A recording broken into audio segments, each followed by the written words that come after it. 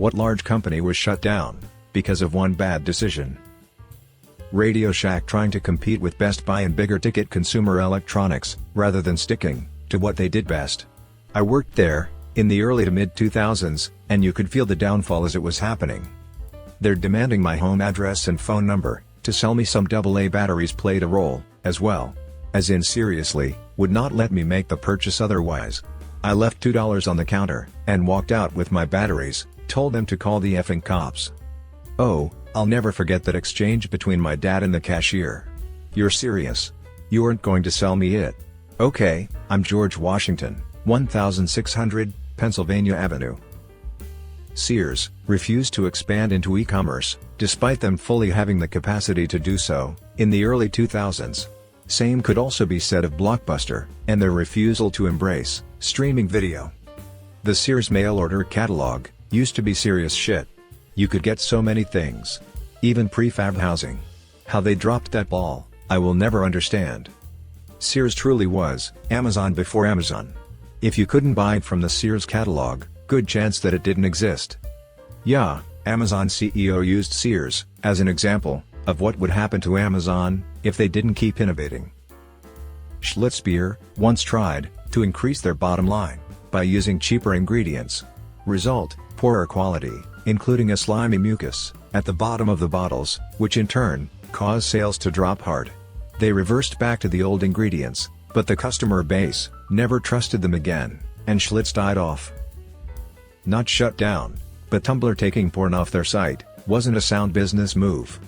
It also happened super quickly. They experienced a drop in traffic of around 30% within days, and never really got it back.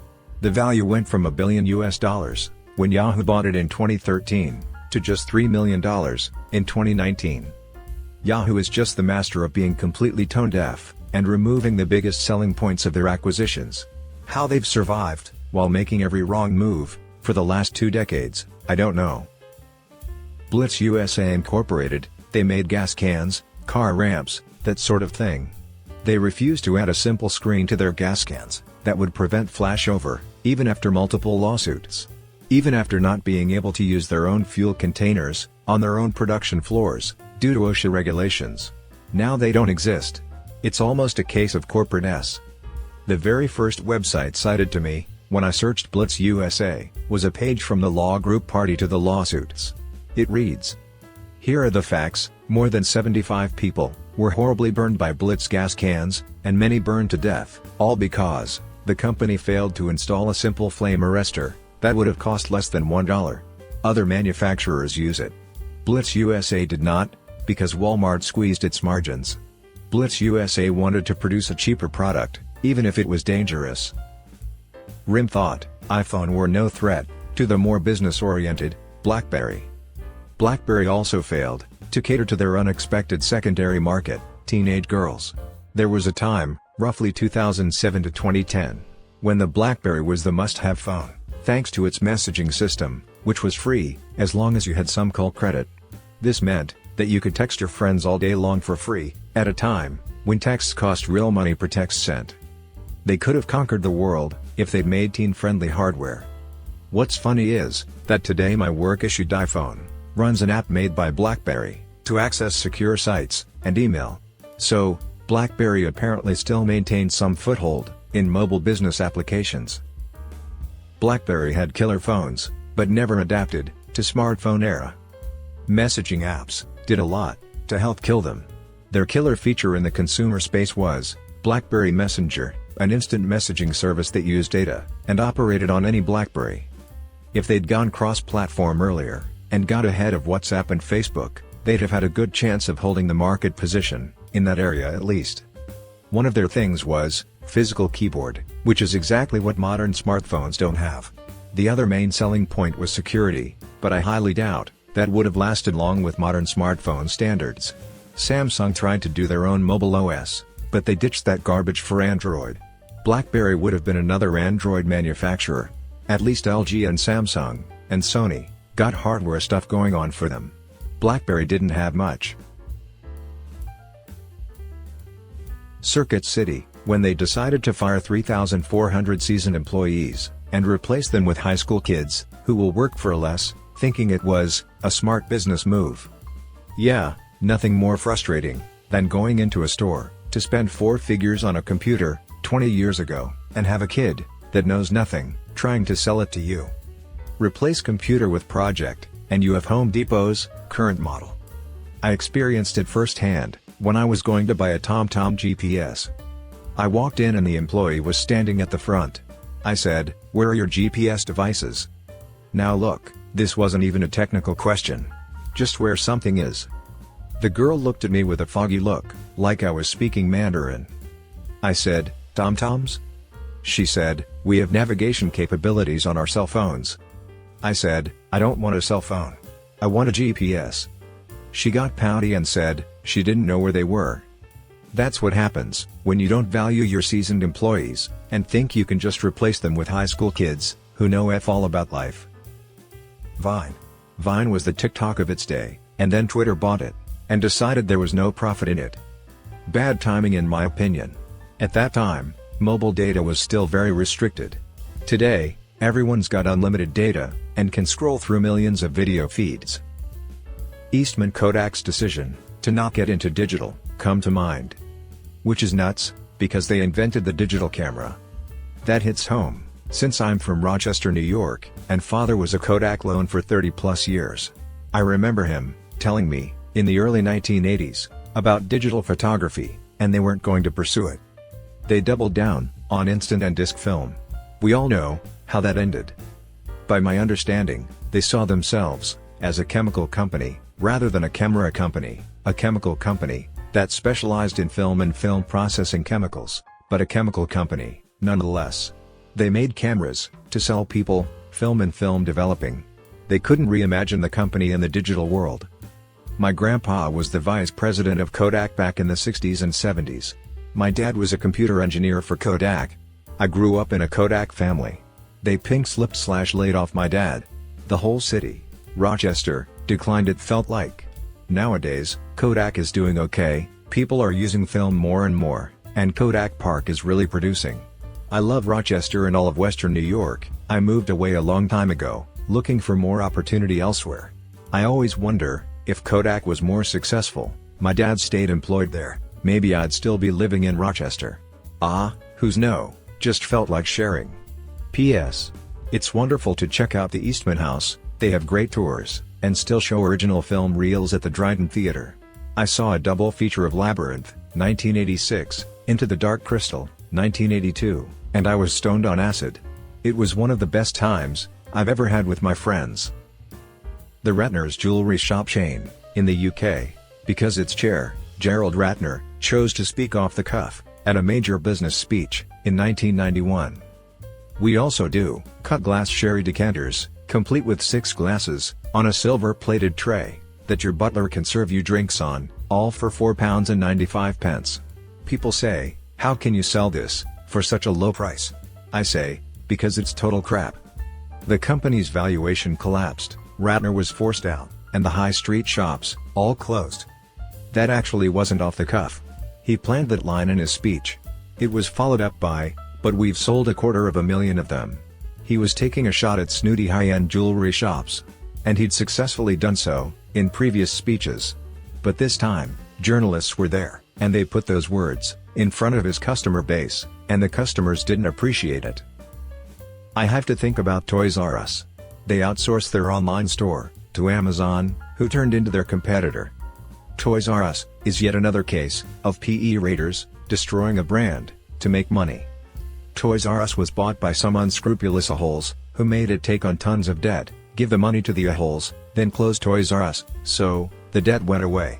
People came to work one day and were told their job no longer existed. Effing bullshit. Think if they had decided to go the Barnes and Noble route and made giant comfy play places where all the toys could be tried out, and a coffee shop for the parents to hang out. Could have done birthday parties, sold a ton of toys, been a third place people could gather.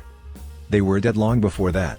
The big problem with Toys R Us was that they were mostly focused on a shrinking product category, toys, bikes, and physical games, while unable to compete against specialty stores, for example, GameStop, in the product category that was growing like crazy, video games. Walmart was quickly becoming the everything store, where you could get the same toys that Toys R Us was selling. Except you could get them cheaper, while also buying your kids' clothes, school supplies, groceries, etc. Toys R Us tried to expand their product offering, while staying within the toys and games category, which resulted in a more confusing and disorganized store. They failed to diversify into a multi-category retailer, or transform into a specialty-focused retailer, whose product category was growing. By the time they got around to even thinking about e-commerce, their brand was already in the toilet. Yellow Trucking bought out a bunch of smaller companies, and never bothered to consolidate them into a single entity. Each one would operate independently, as a subsidiary. Not only did this force them to take on loads of debt, but it also put them at odds with the Teamsters, who had active agreements with each company prior to the buyouts. They never recovered from this move, and relied heavily on the Teamsters to negotiate pay and benefit cuts for its members for the next decade and a half. When the union rejected the latest concession proposal earlier this year, the company shut down and blamed the union for its own incompetence. Not shut down, but special consideration should be given to Xerox. They are the originators of both the mouse and the GUI interface every PC has been based on for almost 30 years. Both Jobs and Gates stole this technology. There was a TV movie in the 90s called Pirates of Silicon Valley, all about Bill Gates, Steve Jobs, and the rise of PCs in the 80s and 90s. In one scene, Jobs is tearing a strip off Gates for Windows 95. Jobs is accusing Gates of stealing the idea of a GUI interface from the Mac OS. Gates shoots back, "We both stole it from Xerox. You can't be mad just because you stole it first." Rubbermaid. Walmart made them lower their prices so much, they went bankrupt. Someone bought the trademark. I believe Walmart is the reason lots of smaller companies went under in the late 90s, early 2000s. Watched a documentary about Walmart, where one of the side stories was following a company owner as they worked through the process of selling their product through Walmart. The owner wanted to sell their product for $29.99, but Walmart said that was too expensive, and suggested a price of $19.99. The owner then has to go back and do two things: cut into his original profit margin, squeeze every single part of the production process to reduce the manufacturing cost. He eventually gets down to $19.99, but at this point, he is barely making anything on the product, and is now relying on the ability to sell at volume through Walmart to make up the difference. Wish I remembered the documentary. The product was some sort of greetings card holder. Barings Bank was around from the 1700s until the 1990s, when some kid in Singapore made a trade that cost them greater than $1 billion US. I think that's my best example that comes to mind. This is the best example, in the spirit of the OP's question. Many discuss implementing, or not implementing, a big change in the company's operating model. Barings went down because one guy made a series of trades. It's fascinating to think about. Edit: it appears I oversimplified what happened by describing it as one trade. Best Buy and Circuit City were competitors, somewhat equal. Then Circuit City management decided that they could make more money by laying off the experienced salespeople and replacing them with minimum wage 20-somethings. And now Best Buy has been counters telling them to close up all their brick-and-mortar stores, because the numbers show they make a ton in online sales. Bean counters don't use common sense like, people want to hear speakers before buying them, or, people feel way more comfortable buying those $300 Bose earphones if they can try them on, and also have an actual place to return them if they stop working. Where I live, we went from 2 large Best Buys to 1 small one, so I usually end up buying from Amazon for half the stuff I would have gone to Best Buy to get. Blockbuster. They were offered quite a bit from Netflix, but they decided, nah. I believe they also had the opportunity to buy Netflix before it exploded, and they passed. Blockbuster's business model was predicated on collecting massive late fees. Netflix's was the opposite. Streaming wasn't a thing yet, because most people didn't have access to high-speed internet. Mine was about 20 megabytes per second at the time, and I lived in Silicon Valley. Sun Microsystems, not embracing Linux until it was too late. I worked there at the time, and Linux was seen as kind of a toy operating system with little margin. just cheap small boxes. Well, it turned out, cheap small boxes are now what runs in data centers, and Linux is everywhere. Sun was making money, hand over fist, selling really high margin servers, and knew it would cannibalize its own sales. And since no exec was willing to sacrifice their own revenue and bonuses to help for a future where they may not be there, lots of Sun execs/VPs left for more lucrative positions. It was a tough sell. I know it was tough to disrupt the server business. I worked on the software side, and they would include our software to boost hardware sales, when in reality, every other company in the world viewed hardware as a commodity, and software as the value add. Smile Direct Club was pretty recent. Essentially, from my understanding, an employee accidentally received an email of all the salaries in the company, who then decided to forward it to the rest of the company. A lot of people realized they were getting underpaid and screwed over, and essentially mutinied and quit. A lot of shady stuff started to get leaked as well, and lawsuits were just piling up. They didn't have enough workers to meet demand, to overcome expenses, and they just shut down a few weeks ago. Arthur Andersen. Largely due to the Enron scandal. Arthur Andersen's collusion with Enron was less a matter of making one big mistake, and more of an ongoing, multi-year, carefully planned, and coordinated scheme to defraud customers, investors, taxpayers, and government regulators at every level, and not just financial regulators, but regulators in the energy, public works, utilities, housing, and welfare sectors as well. I would say artesian builds, but I don't know if they would be considered large. Refused to give prize to winner of a sweepstakes because their Twitch following wasn't big enough. I was actually one of the creators partnered with Artesian during their heyday. They made a lot of promises that they never held up. One of their first promises was a thriving network of creators to learn and grow with, and that was broken almost immediately. Their idea of a thriving network was dumping 10 people at a time into a Twitter group DM and telling them to interact with copy-pasted message coming from one of the social media managers about once a week, talking about their upcoming promotions, usually a small percentage off or a discount on accessories with a full system purchase. No other contact whatsoever.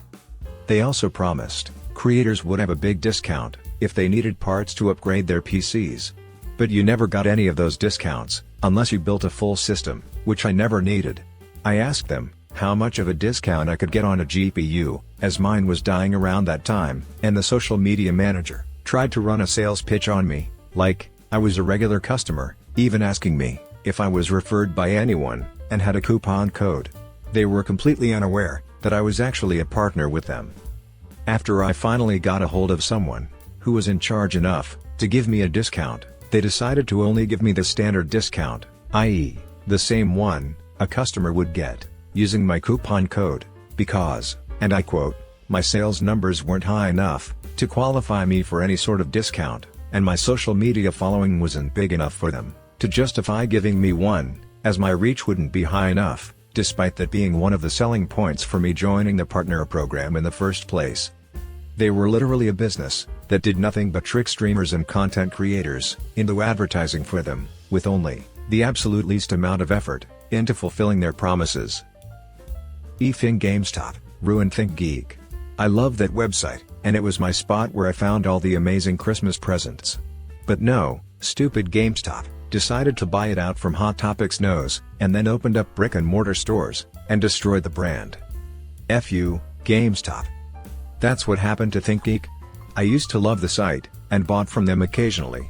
Then at some point, they just weren't the same anymore. Wow, didn't know this happened. I just saw the ThinkGeek brick-and-mortar store in our big mall, thought it was cool, and bought a lot of Christmas presents there. Now it's gone. GameStop sucked because of greed. They use the same business model as college bookstores, sell new items for $60, give people $6 for the same item, barely used, then put it on their shelf with a $45 used price. If they had been reasonable and given people $15 or so for used games and sold them for $30, they would have had tons more volume. Bethlehem Steel. CEO threw lavish parties from workers' pensions. That was the beginning of the end for a once great company. My grandfather was one of many hard-working steel workers that lost his pension due to a bad CEO and a board that didn't care. Seeing the cement headquarters being taken down, in one glorious implosion was a true sight, after it stood like the Tower of Sauron, in the middle of a forest, for decades. Not to mention, the thousands that had mesothelioma, from all the asbestos. My grandfather worked there, and died from it. Netscape is a great example of why you don't just rewrite software from scratch. Was the most popular web browser, and they decided the code was ugly and messy, so they should rewrite it. After the rewrite, they realized the reason it was so ugly and messy before was because of all the bug fixes. The new release was buggy, and the rest is history. Now, hardly anyone even remembers the name. I bring this up every time a software engineer wants to rewrite from scratch, because as ugly as code can be, it is usually on account of all the issues that have been fixed along the way. That rewritten code was then open sourced and became Firefox. They knew Microsoft was bankrupting them, and they wanted to open source the browser, so it had a chance of continuing the fight against Microsoft before the liquidators came in and took over control. The venerable Encyclopedia Britannica had ample warning that the world was going digital, but they didn't want to cannibalize sales of the print encyclopedia, so when they finally and reluctantly offered the encyclopedia on CDs, they charged $1,500 for it, and made the brilliant decision to make it text-only. I worked with the guy who made that decision. Everyone hated him. I have often wondered what would have happened if they had instead partnered with a PC manufacturer to create the Encyclopedia Britannica PC, bundle it with a software version, and sell it for a premium based on the name, and selling it as an educational aid, and not some PC, just for games, despite it being a generic Windows PC, and able to play games just fine, and over-concerned parents, with disposable income, would have jumped on it. Dell and Gateway are for fun, but Encyclopedia Britannica is for their future. Holden Day, law firm in Toronto. Every year, one of the partners would show the new articling students how strong the exterior glass was on their office tower by hurling himself against the floor-to-ceiling windows in a boardroom. It was a stunt that he thought would break the ice, or something. One year, the glass gave way, and he fell 30 stories to his death. The firm never recovered, and wound down shortly after that. Hold on. Let me pull up the list of companies that Boston Consulting Group was hired to enact changes to. Boston Consulting Group was brought in to help most the companies listed in this thread. They advised Blockbuster, OfficeMax, Pizza Hut, KLM Air France, Kmart, Neiman Marcus, Pier 1 Imports, Sears, Toys R Us, Circuit City, JCPenney, Radio Shack, Texaco, Chrysler, MF Global, Conseco Incorporated, CIT Group, GM, WorldCom, Washington Mutual, Lehman Brothers, GameStop, Pulte Group, and most recently, Bed Bath & Beyond. Bed Bath & Beyond was sunk by a decision by Mark Tridon, who was advised by BCG to borrow money to buy back their shares at all-time highs, and subsequently had to do a share offering at all-time lows just to pay the bills and buy a few more months before declaring bankruptcy. Only 2 out of that list avoided restructuring. You could almost argue that any large company who makes the bad decision to bring in these consultants will eventually be shut down. Some theorize that these decisions that bankrupted these companies were intentional, and there were nefarious plans to bring these companies to bankruptcy, whether by venture capital, banks, or ultimately, the competition of these companies.